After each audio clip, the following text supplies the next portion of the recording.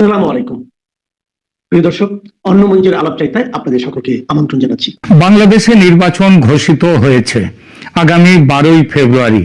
তবে যে পথে চলছে দেশ, তাতে নির্বাচন আদৌ হবে কিনা রীতিমতো সন্দেহ সেটা নিয়ে। হাদি হত্যাকাণ্ড নিয়ে যেভাবে জ্বলছে সারা দেশ, মানে জ্বালানো হচ্ছে এটা ভেবেচিন্তেই, তাতে মনে হচ্ছে নির্বাচন স্থগিত করে দেওয়ার বড় অজুহাত পেয়ে গেছেন মোহাম্মদ ইউনূস ও এনসিপি জামাত। তাই বিএনপি যতই নির্বাচন চেয়ে গলা ফাটাক,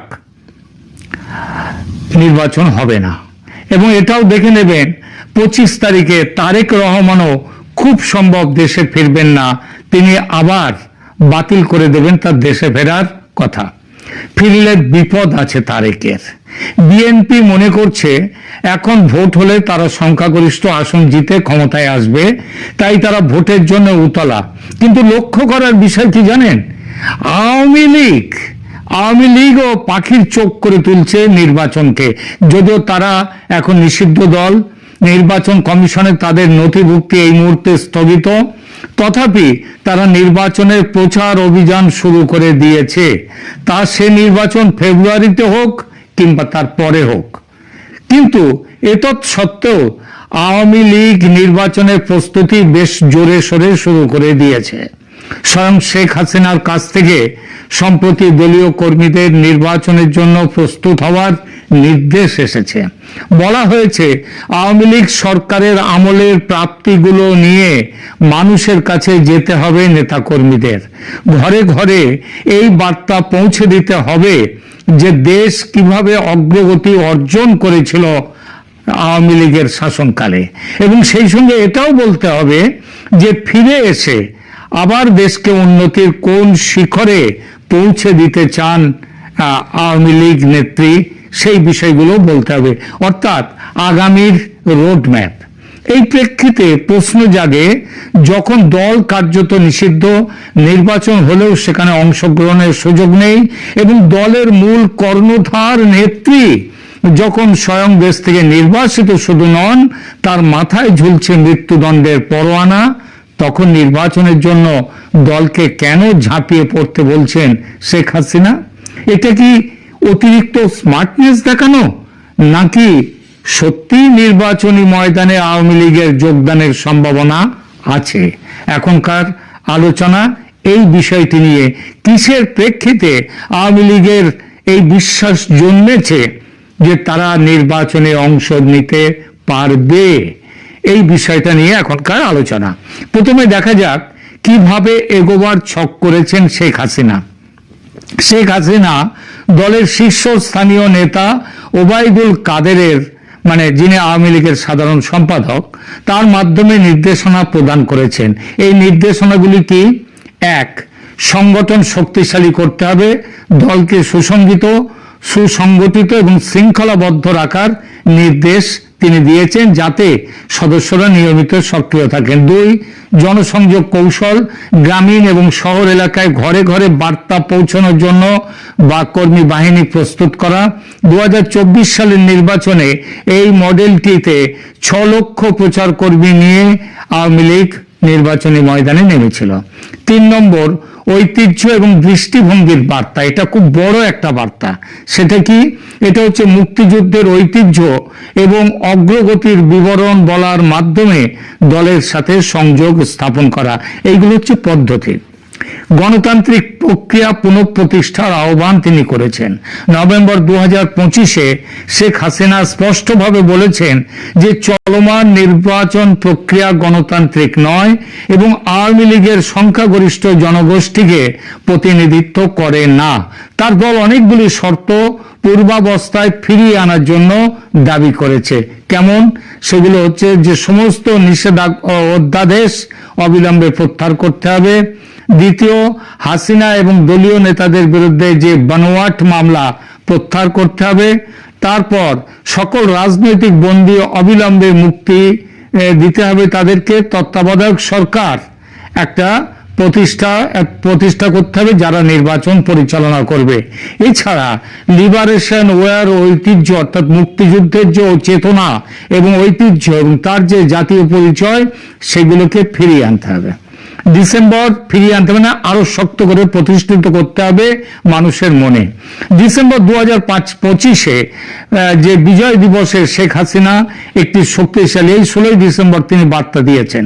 তিনি বলেছেন যে বঙ্গবন্ধু শেখ মুজিবুর রহমানের নেতৃত্বে এবং আওয়ামী লীগের দিক নির্দেশনায় 1971 সালের লিবারেশন ওয়ারের আত্মা সংরক্ষণ করা জাতীয় দায়িত্ব। এই প্রচারের মূল স্তম্ভ মানে কোন কোন দিকে প্রচার হবে, সব থেকে বড় জিনিস যেটা বলা হয়েছে সেটা হচ্ছে শেখ হাসিনার দল তার গত 15-16 বছরের শাসনকালে যে অর্থনৈতিক পরিকাঠামোগত অবকাঠামোগত সাফল্য অর্জন করেছে সেইগুলো মানুষের মধ্যে প্রচার করতে হবে। সাম্প্রতিক এক সাক্ষাৎকারে তিনি দাবি করেছেন যে এই সমস্ত সক্রিয় প্রচার কৌশল তিনি বাস্তবায়ন করতে হবে এবং এর আগেই বলেছি এর ভিত্তি হবে গত 15-16 বছরের শাসনকালের যে সাফল্য, সেই সাফল্যগুলো, এই বার্তাগুলো তৃণমূল স্তরে প্রচার করা হচ্ছে মানুষকে জানানোর জন্য যে অর্থনৈতিক উন্নতি এবং অবকাঠামো উন্নয়ন কিভাবে সাধারণ জীবনযাত্রার মান উন্নত করেছে। শেখ হাসিনার বিশ্বাস, এবং সেটা সাধারণভাবে সেই বিশ্বাস হওয়ার যথেষ্ট যৌক্তিকতা আছে, সেটা হলো ইউনূসের প্রশাসনিক ব্যর্থতা, দেশের অর্থনীতির ভয়ঙ্কর অবস্থা, দ্রব্যমূল্য বৃদ্ধি, কলকারখানা বন্ধ হয়ে যাওয়া, আইন শৃঙ্খলার ভয়ঙ্কর অবনতি আর মৌলবাদী শক্তির উত্থান এবং তার ফলে গণতান্ত্রিক ব্যবস্থা ধ্বংস হয়ে যাওয়া, এই সব মিলিয়ে মানুষের সামনে আশার আলো দেখাবে তার শাসনকালের অর্জন। এবং সেই আলো দেখে মানুষের মনে আওয়ামী লীগ তার আসন আবার আরো শক্ত করে প্রতিষ্ঠা করতে চায়, সেই লক্ষ্যেই প্রচার অভিযানের নির্দেশ। কিন্তু দল যদি নির্বাচনী ময়দানের বাইরে থাকে কিংবা নির্বাচন যদি আদৌ না হয়, তাহলে এই প্রচারে কি লাভ? এর একটাই উত্তর, নির্বাচনে অংশগ্রহণের ব্যাপারে শেখ হাসিনা এবং তার দল আওয়ামী লীগ রীতিমতো আশাবাদী, শুধু আশাবাদী নয় রীতিমতো। এই আশাবাদ ও আত্মবিশ্বাসের পেছনে আছে আন্তর্জাতিক চাপ, বিশেষ করে ভারতের চাপ। ওসমান হাদির মৃত্যুর পর বাংলাদেশের শাসক গোষ্ঠী যে উচ্চগ্রামে নিয়ে গেছেন ভারত বিরোধিতা, সেটা ভারতের গত 1.5 বছর ধরে ভারতের মধ্যে যে বারুদ জমছিল, সেই বারুদের কিন্তু অগ্নির শলাকা দিয়ে দেয়া হয়েছে, তারপরে বিস্ফোরণ। এবং আপনাদেরকে গত কালকের ভিডিওতে বলেছি ভারত একেবারে চরম সিদ্ধান্ত নিয়ে ফেলেছে শিক্ষা দেওয়ার পথে, আরো পরিষ্কার করে বললে সামরিক অভিযানের পথে ভারত কিভাবে এগোচ্ছে। কিন্তু হাসিনার এই আত্মবিশ্বাস এবং নির্বাচনে অংশগ্রহণের বিষয়ে তার দলের বর্তমান তৎপরতার পেছনে আন্তর্জাতিক চাপের কথা বলেছি, বিশেষ করে ভারতের অবস্থান যে একটি বড় ভূমিকা পালন করছে সেই বিষয়ে জোরালো আলোচনা চলছে আন্তর্জাতিক রাজনীতির বিশ্লেষকদের মধ্যে। 2025 সালের ডিসেম্বরের বর্তমান উত্তাল পরিস্থিতিতে আওয়ামী লীগের নির্বাচনে অংশগ্রহণের সম্ভাবনা উজ্জ্বল হওয়ার পেছনে যে কারণগুলি দেখা যাচ্ছে সেগুলো এরকম। প্রথমত শেখ হাসিনার, প্রথমত বলেছি যে ভারতের অবস্থান, মানে এখানে ভারতের অবস্থানের কথা বারবার বলছি যে শেখ হাসিনার বর্তমান আত্মবিশ্বাসের মূলে রয়েছে ভারতের শক্ত কূটনৈতিক অবস্থান। আওয়ামী লীগকে নির্বাচন থেকে দূরে রাখা বা নিষিদ্ধ করার যে প্রক্রিয়া অন্তর্বর্তীকালীন সরকার করেছে, ভারত তা নিয়ে প্রকাশ্যে এবং কূটনৈতিক চ্যানেলে প্রবল উদ্বেগ জানিয়েছে এবং চাপ দিয়েছে আওয়ামী লীগকে নির্বাচনে অংশ নেয়ার ব্যাপারে তাদের গণতান্ত্রিক পরিসর সংকুচিত না করার জন্য।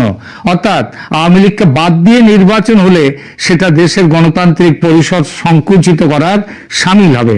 ভারত মনে করে একটি বড় রাজনৈতিক শক্তিকে নির্বাচনের বাইরে রাখলে বাংলাদেশের স্থিতিশীলতা আসবে না।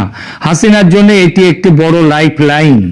তিনি মনে করছেন ভারতের এই চাপের মুখে অন্তর্বর্তীকালীন সরকার নমনীয় হতে বাধ্য হবে, কারণ তাকে ছাড়া নির্বাচন করলে সেই নির্বাচনের আন্তর্জাতিক গ্রহণযোগ্যতা থাকবে না। দ্বিতীয়ত, শেখ হাসিনা দিল্লি থেকে বার্তা দিয়েছেন যে আওয়ামী লীগকে ছাড়া নির্বাচন হলে তার দলের লক্ষ লক্ষ সমর্থক ভোট বয়কট করবে। এমনটা হলে এই নির্বাচনে ভোটারদের অংশগ্রহণের হার ভীষণভাবে কম হবে। সেই হার গত বছর জানুয়ারিতে শেখ হাসিনার আমলের ভোটদানের হার থেকেও কম হওয়ার সম্ভাবনা। আর সেটা হলে হাসিনার বিরুদ্ধে আমেরিকা সহ পশ্চিমী দুনিয়ার যে অভিযোগ ছিল, সেই একই অভিযোগ বরং আরো বড় হয়ে উঠবে এই নির্বাচনের বিরুদ্ধে। সবচেয়ে বড় কথা, বিএনপি নিজে নির্বাচন বয়কট করেছিল এর আগে। আওয়ামী লীগ কিন্তু বয়কট করতে চায় না নির্বাচন, তারা নির্বাচনে অংশ নিতে চায়। এই অবস্থায় তাদের বাদ দিয়ে নির্বাচন করলে সেই নির্বাচন শুধু ভারত নয়, পশ্চিমের কোনো গণতন্ত্রই মানবে না। তৃতীয়ত, দক্ষিণ এশিয়ার ভূ রাজনীতিতে ভারতকে সঙ্গে রাখা যে ভীষণভাবে জরুরি, এই সত্যিটা এতদিনে ভালোভাবে বুঝতে পেরেছেন মার্কিন প্রেসিডেন্ট ডোনাল্ড ট্রাম্প। ট্রাম্প বুঝেছেন ভারতকে সঙ্গে না রাখলে ভারত তার নিরপেক্ষ অবস্থান পাল্টে রাশিয়ার আরো ঘনিষ্ঠ হবে এবং আমেরিকা থেকে দূরে সরে যাবে। চীন এবং ভারত দুটো দেশকে শত্রু করে তুললে আমেরিকার সমূহ ক্ষতি।